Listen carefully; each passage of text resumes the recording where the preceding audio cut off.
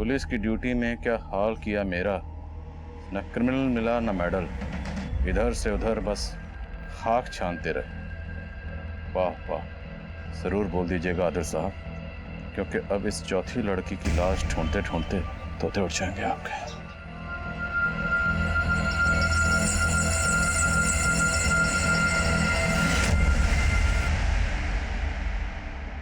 नमस्कार, आदाब।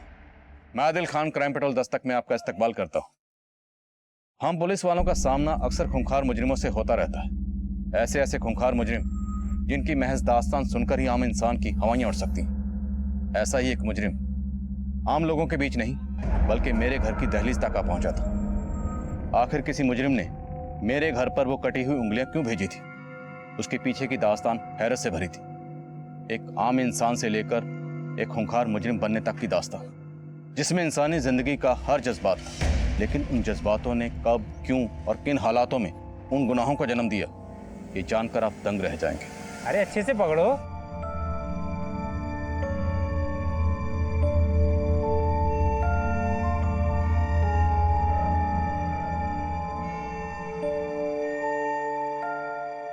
Bye bye.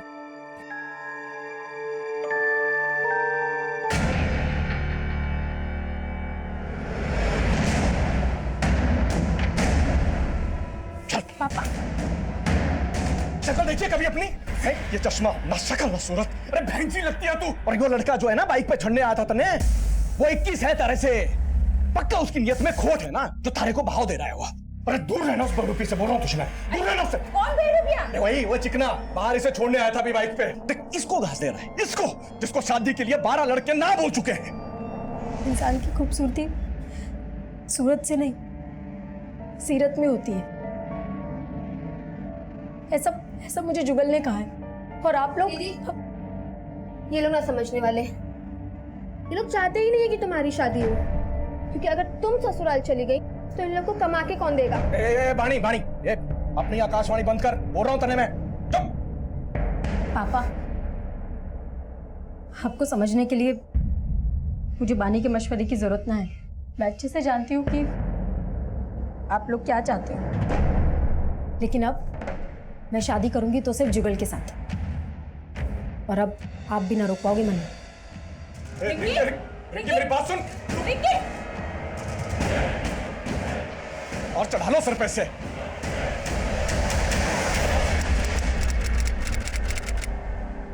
Chole kulche, चलो छोले कुलचे।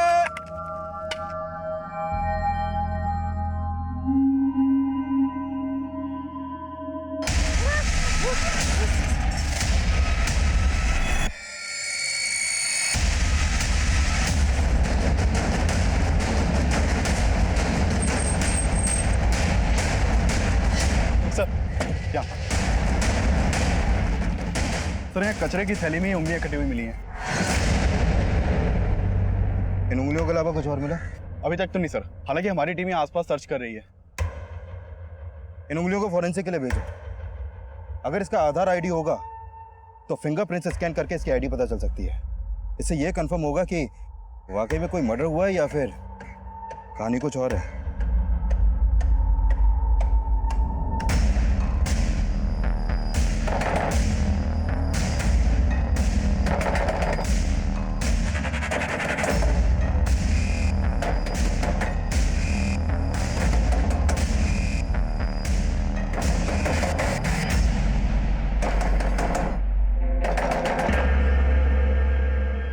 सर, इन कटी हुई उंगलियों से ये मंजू सिंह का आधार आईडी सामने आया। हमें लग रहा है इसका मर्डर हुआ है।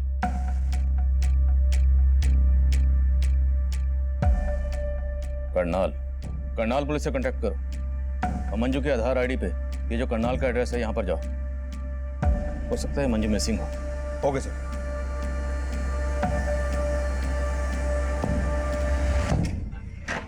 आप हैं अंकल जी? अरे भूत नीचे, हमारे से रिश्ता जोड़ने की कोशिश मत कर। रिंकी का है? मना नहीं पता जी। हमारे माथे पे सी लिखा है क्या? अरे पीछे हट जा। रिंकी! अंकल जी बात तो बताओ, रिंकी ना आया। रिंकी! अरे अंकल जी रिंकी नहीं आया। रिंकी! अरे अंकल जी, अरे कहाँ है यार? अंकल जी रिंकी नहीं है जी। रिंकी! रिंकी नहीं है जी अंकल जी। सर समालका के एक डंपिंग ग्राउंड में एक औरत की लाश के टुकड़े।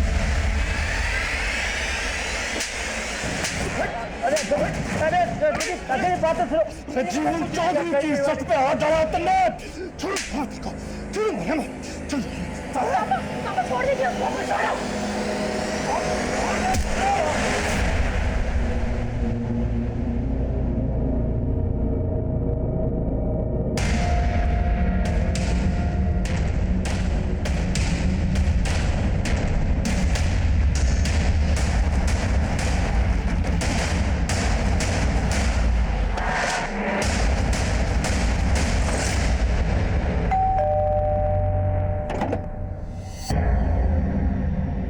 मंजू सिंह के बारे में आपसे कुछ बात करनी है। कहाँ है मंजू? सर मंजू यहाँ नहीं रहती। तो फिर कहाँ रहते? और आप क्या लगते हैं मंजू के? हम मंजू के माँ बाप हैं, लेकिन आप मंजू के बारे में पूछना क्या है?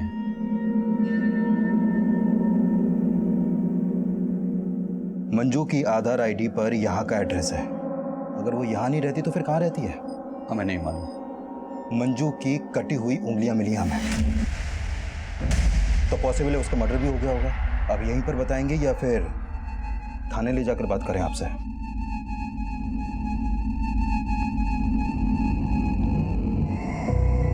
सर हम कुछ छिपा नहीं रहे। 2 साल से मैंने मंजू को नहीं देखा। तो फिर 2 साल से थी कहाँ वो? मंजू पानीपत के कॉलेज में पढ़ती थी। पानीपत के एक लड़के से उसकी दोस्ती हो गई। मने ये सब पसंद ना था साहब। आज से तेरा कॉलेज जाना बंद। आज के बाद दोबारा उस लड़के से मिलने की कोशिश की ना तो अच्छा ना होगा। लेकिन मंजू उस लड़के के लिए हमें 2 साल पहले छोड़कर भाग गई। कौन था वो लड़का? हम उसे नहीं जानते साहब, लेकिन उस लड़के ने मंजू को इतना बरकरार दिया था कि उसने अपने घर से अपनी माँ के गहने, जेवर, पैसे सब चुरा करके उस लड़के के साथ भाग गई और हमें फोन करके बताया कि पापा मुझे लगता था कि आप मुझे समझोगे, लेकिन अब मैंने शादी कर ली है। लेकिन उसके बाद उसका फोन कभी ऑन नहीं हुआ। वो हमको भूल गई थी तो हम भी उसे भूल गए। भूल गई या फिर 2 साल बाद उसे ढूंढ निकाला और उसे? ऐसा हमने कुछ नहीं किया सर। जरूर उस लड़के ने उसके साथ कुछ किया होगा।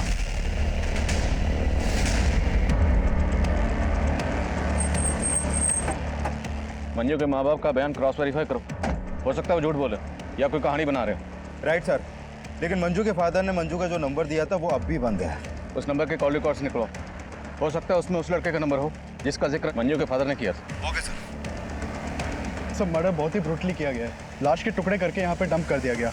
उसे हाथ की उंगलियां कटी हुई हैं। मंजू की उंगलियों को काटकर पानीपत में फेंका गया और बाकी बॉडी को यहाँ समालखा में। और कातिल ने शायद बॉडी के इतने टुकड़े इसलिए किए हैं ताकि बॉडी की शिनाख्त ना हो सके। लेकिन उंगलियों को पानीपत में फेंकने के पीछे क्या मकसद हो सकता है? पकड़ कर उंगली इतना ले चलूं उस आसमान पर जहां मैंने तेरे लिए सितारों से एक घर बनाया है। दूर कहीं आसमान पर तेरे लिए खूबसूरत सा नया जहां बसाया है। एक और है। नहीं लोटन, बस। अरे बस का इंतजार तो उसने है जिसकी अपनी गाड़ी नहीं।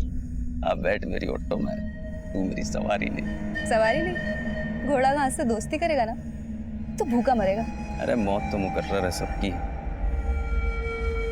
हम तो तुझ में अपनी जिंदगी देखते हैं। फिलहाल ना मेरी मॉम मुझे ढूंढ रही है और फोन में बैटरी भी चली गई। चलो। अरे तू ले मेरा फोन तो फोन करके अपने घर पे कर दे क्रांति। बोल दे वो अपने लोटन के साथ। तुम्हारा नाम सुनते ही ना मेरी मॉम लोटपोट हो जाएगी। अरे यार इतना सीरियस क्यों हो रहे हो? जब वक्त आएगा ना तो मैं सब कुछ प्यार से बता दूँ। ओके? क्या बता देगी? यही कि मैंने एक ऑटो वाले लोटन के साथ अपना मीटर डाउन किया है।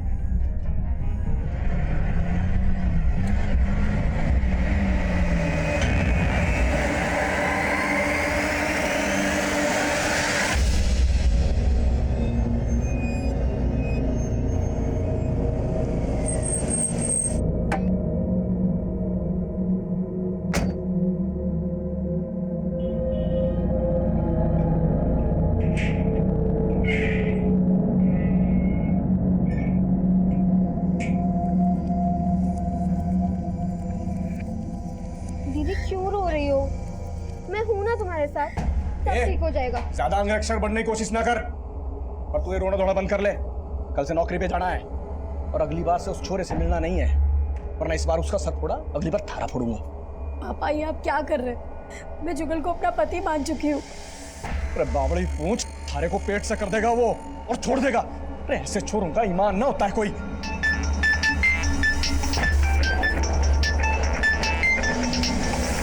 ना काट क्यों दिया? तने भी कोई पति बना रखा है क्या? ना बोल। आप मेरे और दीदी के साथ ऐसे पेश मत आया करो, वरना आदिल अंकल को बोल के आपको अंदर करवा देंगे।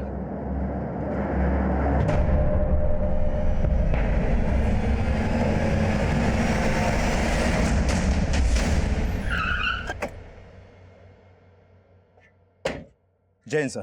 जय। सर, मंजू के फादर ने मंजू का जो मोबाइल नंबर दिया था वो 2 साल से बंद है और मैंने चेक किया कि मंजू 2 साल से अपने फादर के यहाँ करनाल में भी नहीं देखी गई है। तो 2 साल से मंजू कहाँ थी? सर, मैंने मंजू के 2 साल पुराने कॉल रिकॉर्ड चेक किए।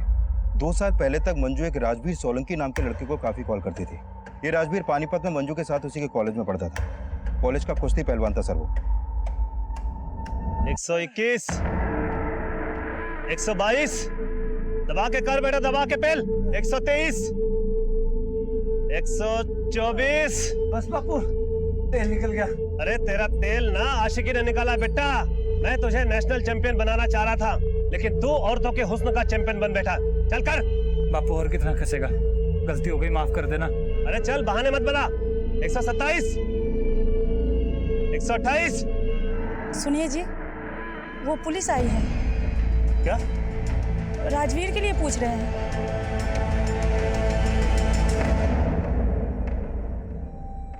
क्या हुआ पहलवान? मुंह में दही क्यों जम गई? मंजू का नाम सुनते ही चुप क्यों हो गए? मैं किसी मंजू को नहीं जानता जी। अच्छा, ये है मंजू जो तुम्हारे साथ कॉलेज में पढ़ती थी। अब याद आया? यो मंजू जी? हाँ जी, याद आ गया। ये जी मेरे साथ कॉलेज में पढ़ा कर रही थी, मेरी दोस्त थी। जनाब, बात क्या होगी? हमें मंजू की लाश मिली। अब नाटक बंद कर, ये बोल के मंजू के साथ तुम्हारा क्या रिश्ता था? जनाब, मेरी दोस्त थी। 2 साल से तो देखा भी नहीं मैंने जी उसे। मंजू के फादर का कहना है कि 2 साल पहले उसने किसी लड़के के साथ भागकर शादी की थी और तेरे कॉलेज के दोस्तों का कहना है कि तेरे से अच्छा मंजू का और कोई दोस्त नहीं था, है ना? साहब, आप कहना क्या चाहते हो? साफ साफ बोल दो ना। सोलंकी जी, साफ साफ ही बोल रहा हूँ। हमें शक है कि आपके लड़के ने 2 साल पहले मंजू नाम की लड़की से भागकर शादी की थी। लगता है किसी ने आपके कान भरे। साहब, हमारा बेटा कुंवारा है। तो ये आपके बेटे से पूछ लेते। तो मंजू के सबसे अच्छे दोस्त, तो तुम्हें तो पता ही होगा कि 2 साल पहले मंजू ने किस लड़के के साथ भागकर शादी की थी। जनाब, मालूम नहीं। मैं तो बोल रहा हूँ ना जी, मैंने 2 साल से मंजू को देखा भी नहीं है। सब पक्का ये बाप बेटे हमसे कुछ छिपा रहे हैं। मंजू की तस्वीर पड़ोसियों को दिखाओ, पता करो क्या पिछले 2 साल में किसने मंजू को यहाँ पर देखा था, और ये भी पता करो कि मंजू की जिंदगी में राजवीर के अलावा कोई और भी था। Okay sir.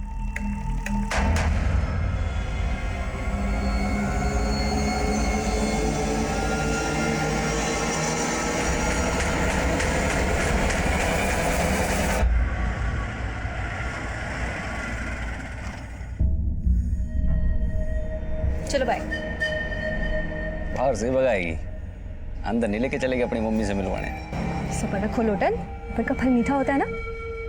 तो घड़ी नमकीन है, नमकीन और मिठा एक साथ, कहीं बदहजमी ना हो जाए। बाय।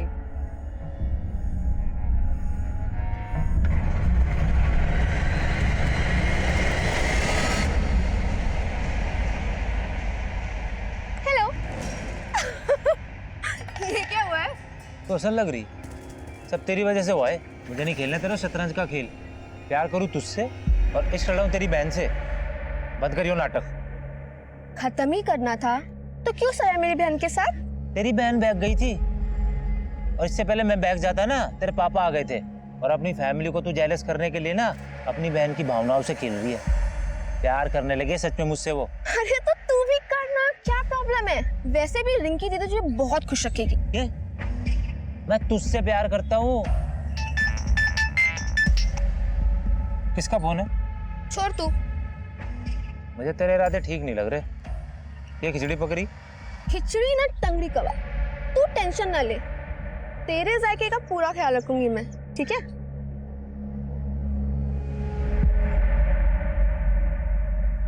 सर पिछले 2 साल से मंजू को राजवीर के घर के आसपास भी नहीं देखा गया, और राजवीर के पिछले 6 महीने पुराने कॉल रिकॉर्ड में भी मंजू का कोई दूसरा नंबर नहीं मिला।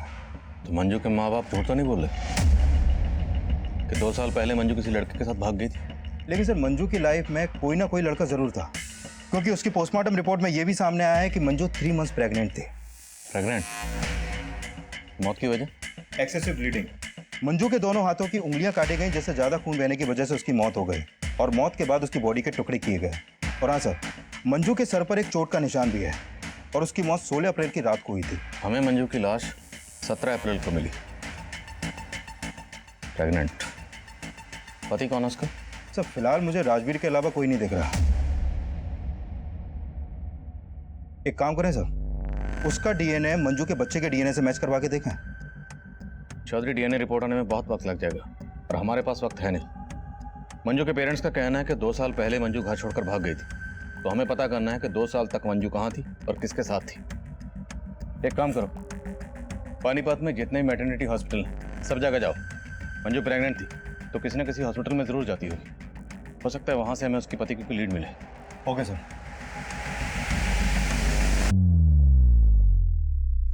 शुरुआत में कटी उंगली मिलने के बाद मेरे कलीग्स ने मर्डर की थ्योरी बनाई, पर मुझे लग रहा था कि शायद ये केस मर्डर का ना हो। पर यह केस ना सिर्फ मंजू के मर्डर का था, बल्कि इस केस में एक से एक खौफनाक मंजर सामने आने वाले थे, जिसमें मंजू के मर्डर से लेके उसके जिस्म के टुकड़े टुकड़े करने के मंजर से भी कहीं ज्यादा खौफनाक मंजर थे। तब हम इस बात पे फोकस कर रहे थे कि मंजू का पति कौन है, और मंजू के पेट में पल रहा वो बच्चा किसका था। मंजू की आपबीती में हमें मंजू के पेरेंट्स का रोल भी सस्पिशियस लग रहा था, क्योंकि उन लोगों ने मंजू की डेड बॉडी को भी क्लेम करने से मना कर दिया था।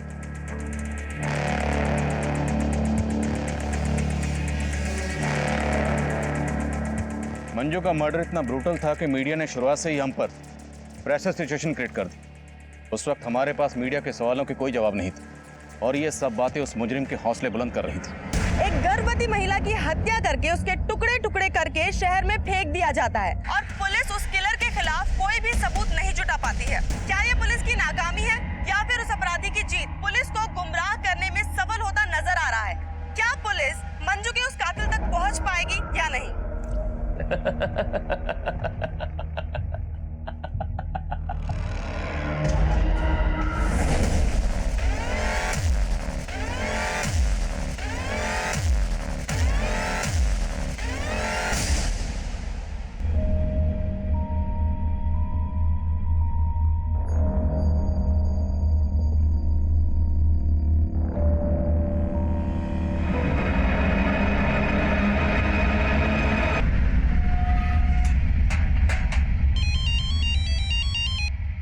हाँ चौधरी। सर उस मैटरनिटी हॉस्पिटल का पता चल गया जहां पर मंजू अपना इलाज करवा रही थी। वहां से मंजू के पति के बारे में कुछ पता चला? सर मंजू के डॉक्टर ने बताया कि मंजू शादीशुदा थी। उस नंबर के कॉल रिकॉर्ड्स निकलो और उठाओ इस राजवीर को। Okay sir. मैं आपसे झूठ नहीं बोलना चाहता था, दरअसल मैं अपने बापू से डर गया था जी। तूने झूठ इसलिए बोला क्योंकि मंजू का मर्डर तूने ही किया? नहीं सर, मैंने मंजू का मर्डर नहीं किया सर। दरअसल हम दोनों ने 2 साल पहले भागकर शादी कर ली थी, और मेरी शादी के बारे में बापू को कुछ भी नहीं पता था। तेरे बापू ने मर्डर किया होगा फिर?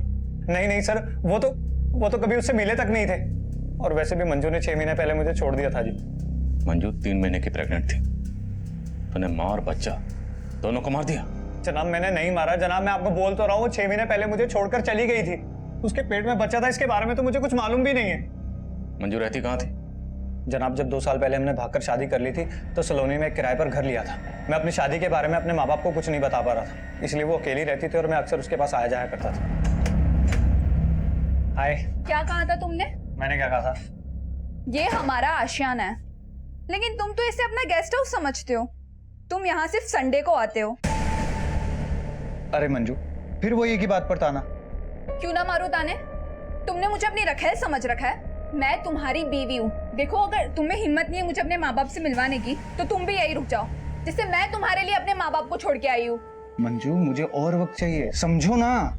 थक चुकी हूँ मैं, अब मुझसे और सहन नहीं होता। देखो या तो तुम मुझे अपने घर ले जाओ, या तो तुम अब से यही रहोगे।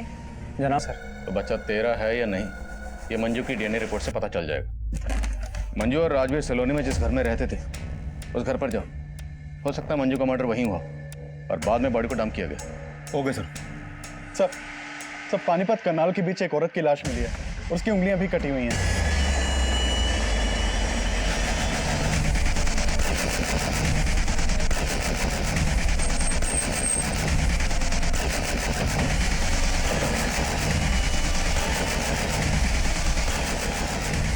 अरे पीछे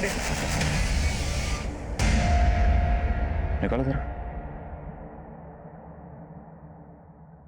मोहब्बत के हारे किला फतेह करने निकले, तेरे साथ नहीं तो तेरे पास सही, हम जीतने वालों को हराने निकले। आखिर ये शायरो शायरी करके और ये उंगलियां काट के कातिल साबित क्या करना चाहता है? सर मंजू की लाश को टुकड़े टुकड़े करके डंप किया गया और इसकी सिर्फ उंगलियां काटी गई हैं। काफी हद तक मर्डर का मॉडस ऑपरेंडी सेम है। बॉडी की शिनाख्त करवा, हो सकता है इसका मंजू या उसके जान पहचान वालों से किसी को ताल्लुक हो। सर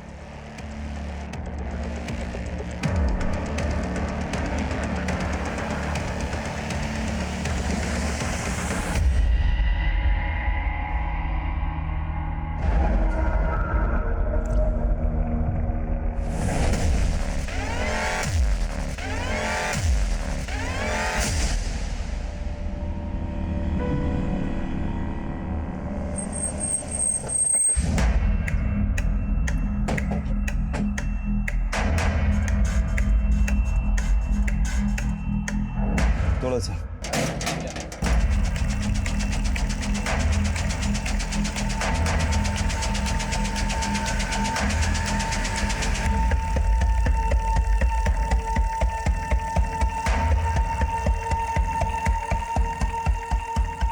सर मंजू के सलोनी वाले घर में ऐसे कोई साइन नहीं मिले जैसे लगे कि मर्डर यहाँ पर हुआ हो। करनाल और पानीपत के बीच हमें जिस औरत की लाश मिली है, उस औरत की भी उंगलियां काटी गई। मैं तुम्हें उसकी तस्वीर भेज रहा हूँ, जरा पता करो क्या उस औरत का मंजू के घर पर आना जाना था? Okay sir. नहीं जनाब, मैं इस औरत को नहीं जानता और मुझे मालूम नहीं कि मंजू इस औरत को जानती होगी कि नहीं। इस औरत को मंजू के घर में कभी आते जाते तो नहीं देखा है।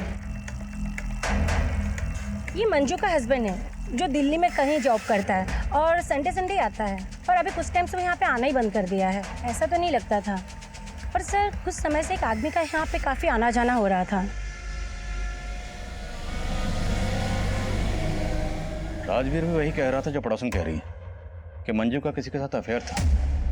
पड़ोसन और राजवीर से उस लड़के का स्केच बनवाओ और मंजू के करंट नंबर के कॉल रिकॉर्ड्स निकलो। हो सकता है उस लड़के के बारे में कुछ पता चले और इस औरत की पहचान पता करो, क्योंकि हो सकता है मंजू और इस औरत दोनों का कातिल एक ही हो। Sir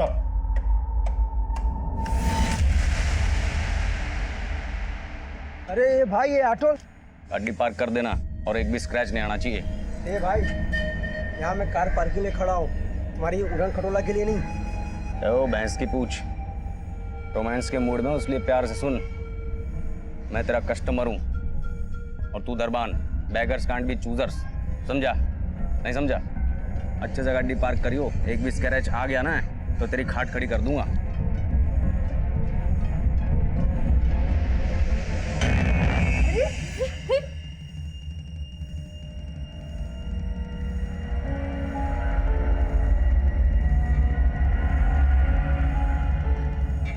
waiter,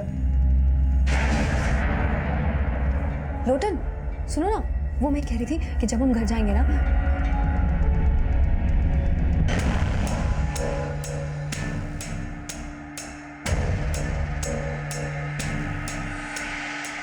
Excuse me, ma'am. What can I bring for you? 1 paneer chili and guava meri. And for you, sir? I mean, आप क्या लेंगे?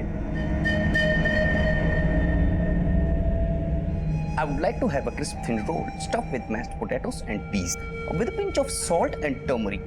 And yeah, garnish with curry leaves and serve it with a red lentil soup and a white sauce made of coconut. Please make it fast. Excuse me, sir. क्या है ये? Red dosa ले आ। Okay. Sir, तबे राजवीर और मंजू के पड़ोसन ने जो स्केचेस बनवाए हैं वो दोनों स्केचेस एक ही आदमी के हैं। पता लगाओ कौन है ये। सर। चौधरी, ये भी चेक करो कि वो पड़ोसन कहीं राजवीर के कहने का ये बयान तो नहीं दे रही। Okay sir.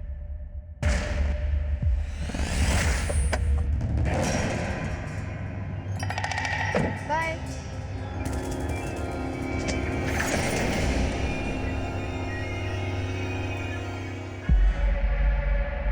अच्छा, इस गाड़ी वाले के चक्कर में तुमने मेरा टक्का अपनी बहन से भिड़ा रखा है? अरे नहीं यार, कजिन है मेरा, यहाँ तक आ रहा था तो ड्रॉप कर दिया। बस अब मैं तेरे चक्कर में नहीं आने वाला।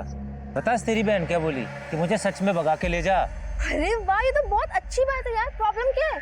ऐश करना। बहुत हुआ तेरा मजाक। तेरी बहन को ना मैं सच सच बता दूंगा कि मैं उससे नहीं तेरे से प्यार करता हूँ। प्यार प्यार प्यार यार, इंसानियत नाम की भी कोई चीज होती है। तो ये दिल विल का चक्कर छोड़ और मेरी बात मान। तेरी लाइफ सेट है, समझा? चल चल। सर, फाइल मुझे। एक रोजी नाम की लड़की की मिसिंग कंप्लेंट दर्ज हुई थी संगमनगर थाने में। ये कंप्लेंट रोजी की मां ने दर्ज करवाई थी। सर, रोजी की फोटो औरत की फोटो से मैच करती है जिसकी हमें उंगली कटी लाश मिली थी।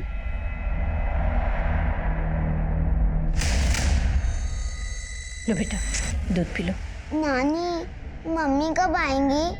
आ जाएगी। लेकिन कब?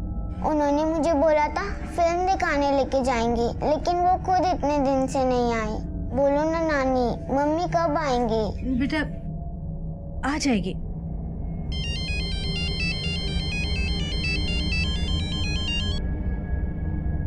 हेलो,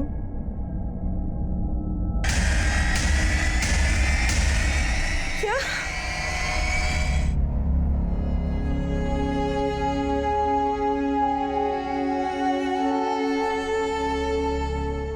सर, रोजी कॉल सेंटर में काम करती थी। 2 दिन पहले मैंने उसे आखिरी बार देखा था, तब वो कॉल सेंटर जाने के लिए घर से बाहर निकल रही थी। अच्छा माम, मैं चलती हूँ। बाय बच्चा। मम्मा, मैंने आपको बोला था ना मुझे कार्टून फिल्म देखने जाना है सिनेमा में। हाँ बेटा, चलेंगे पक्का। लेकिन कब मम्मा? बेटा नेक्स्ट संडे। अभी मुझे ऑफिस के लिए लेट हो रहा है और मेरे पीछे से नानी को परेशान मत करना। मेरा अच्छा बच्चा है ना। बाय बाय माँ। सर, उसके बाद रोजी का कुछ पता नहीं चला। अगली सुबह वो कॉल सेंटर से वापस ही नहीं आई, ना ही उसका फोन लग रहा था। लेकिन आपने संतनगर पुलिस स्टेशन को ये नहीं बताया कि रोजी कौन से कॉल सेंटर में काम करती थी? रोजी कहाँ काम करती थी उसने मुझे कभी नहीं बताया। आपकी बेटी कहाँ काम करती थी ये आपको नहीं पता? और आपने कभी पूछा भी नहीं उससे? सर, मैंने कई दफा उससे कहा था कि अपने कॉल सेंटर का पता घर में छोड़ दे। आपने बताया कि रोजी की बेटी है। उसका पति कहाँ? रोजी की अपने पति से नहीं बनती थी, इसलिए 3 साल पहले वो अपने पति से अलग हो गई थी। कहाँ रहता है? वो जींद रोड पे रहता था और रोजी से अलग होने के बाद वो कहीं शिफ्ट हो गया था। कहाँ शिफ्ट हो गए? सर, वो मुझे नहीं पता। मैडम, आपको आपके दामाद का नाम तो पता होगा। उसका सुनील नाम है। किसी पे शक आपको? कौन आपकी बेटी के साथ ऐसा कर सकता है? नहीं सर, मुझे कुछ नहीं मालूम। कुछ दिन पहले मंजू नाम की एक लड़की का कत्ल हुआ। ये है मंजू। इसकी भी ठीक वैसी उंगलियां काटी गई जैसे आपकी बेटी रोजी की काटी गई। क्या आप इसे जानती हैं? हो सकता है ये आपकी बेटी रोजी को जानती हो, कभी आपके घर आई हो। नहीं सर, मुझे कुछ नहीं मालूम इसके बारे में। कुमार, पता लगाओ रोजी कौन से कॉल सेंटर में काम करती थी और उसके पति सुनील का भी पता लगाओ। Sir,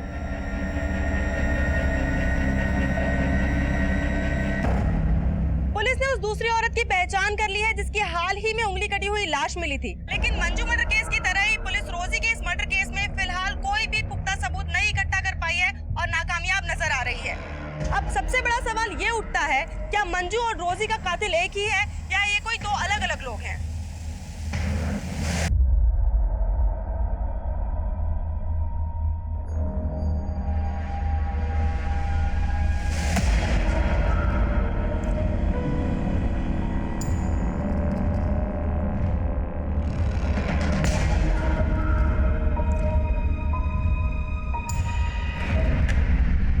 sir, कमें? मंजू के नए नंबर के कॉल रिकॉर्ड में एक नंबर मिला है जिसका फोटो उन स्केचेस से मैच करता है जो राजवीर और मंजू के पड़ोसन ने बनवाए थे। इसका नाम महेश सिंह है सर। इसका मोबाइल नंबर करनाल के एड्रेस पर रजिस्टर्ड है। करनाल? मंजू भी करनाल की रहने वाली थी।